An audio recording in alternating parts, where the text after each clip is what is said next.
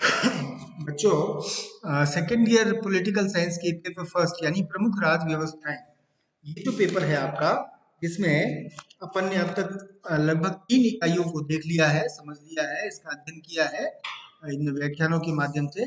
सबसे पहले जो पहली इकाई थी व्यवहारवाद, व्यवहारवाद नहीं, संविधानवाद और संविधान का अर्थ, विशेषताएं इत्यादि। फिर दूसरे में इंग्लैंड, ग्रेट ब्रिटेन का संविधानिक विकास, संस्थाएं, राजनीतिक संस्थाओं का विकास और उसका अध्ययन।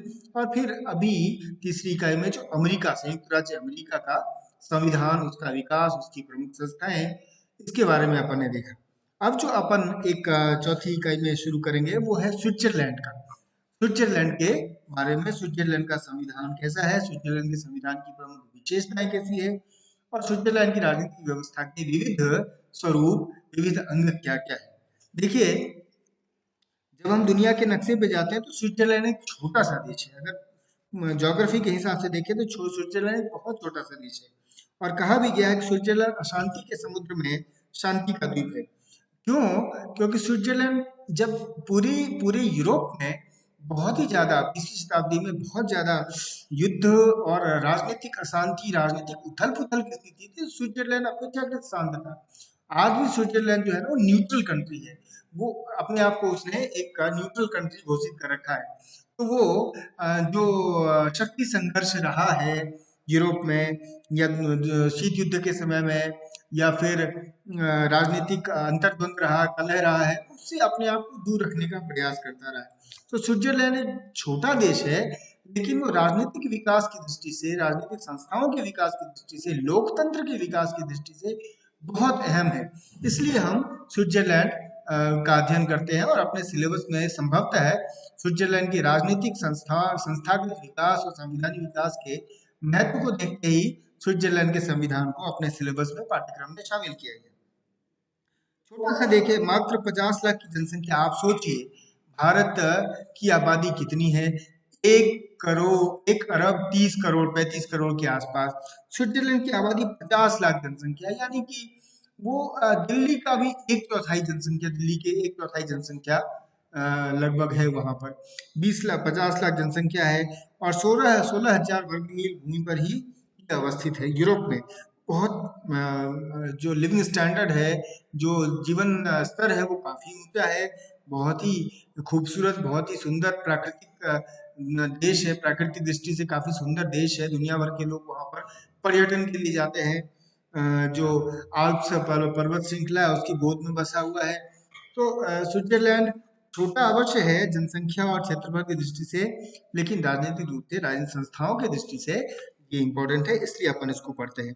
और इसलिए कई बार इसको, इसके लोकतंत्र के इतिहास को ही देखते हुए, इसको लोकतंत्र का घर और इसे विश्व की सबसे प्रमुख राजनीतिक प्रयोगशाला भी कहा जाता है।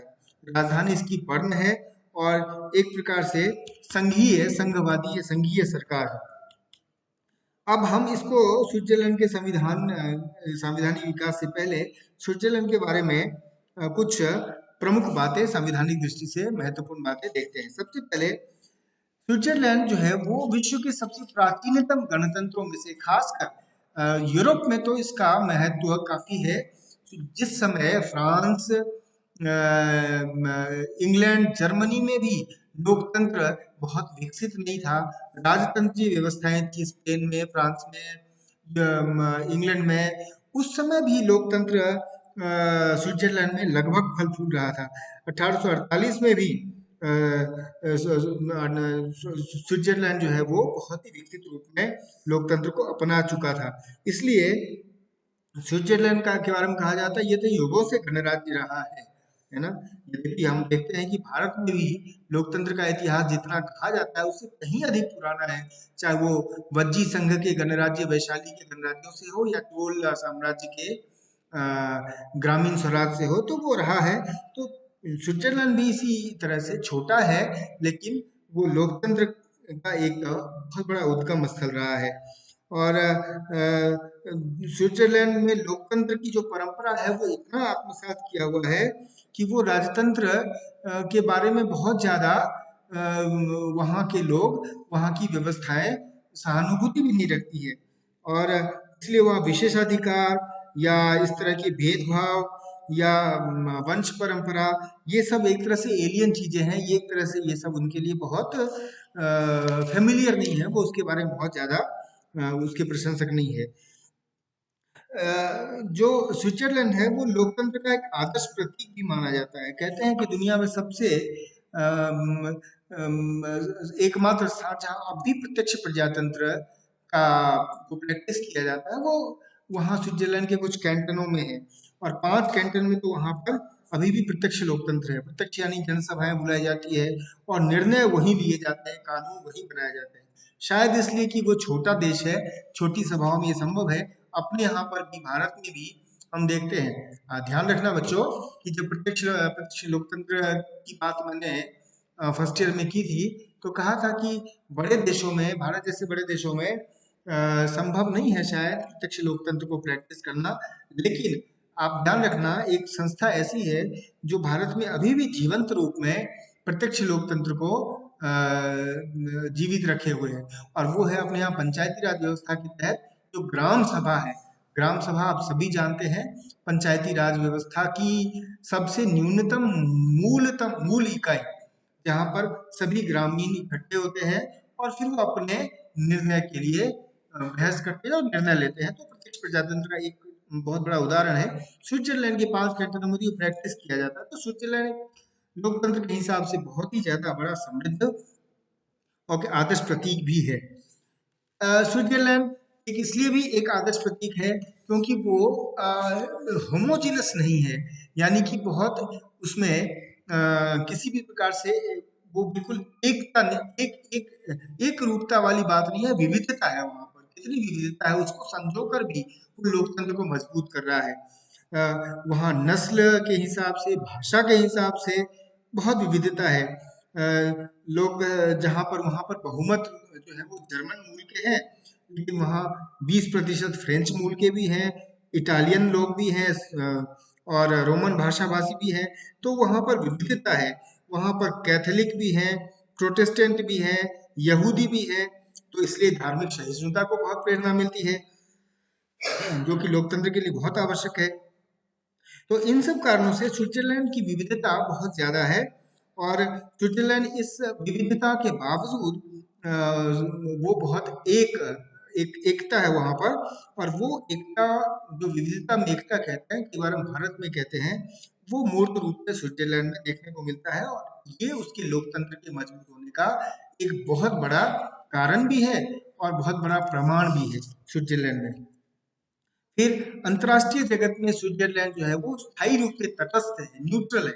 न्यूट्रल है यानी मैंने जैसे पहले भी कहा, वो पावर पॉलिटिक्स में अंतरराष्ट्रीय स्तर पर पावर पॉलिटिक्स से बहुत दूर है।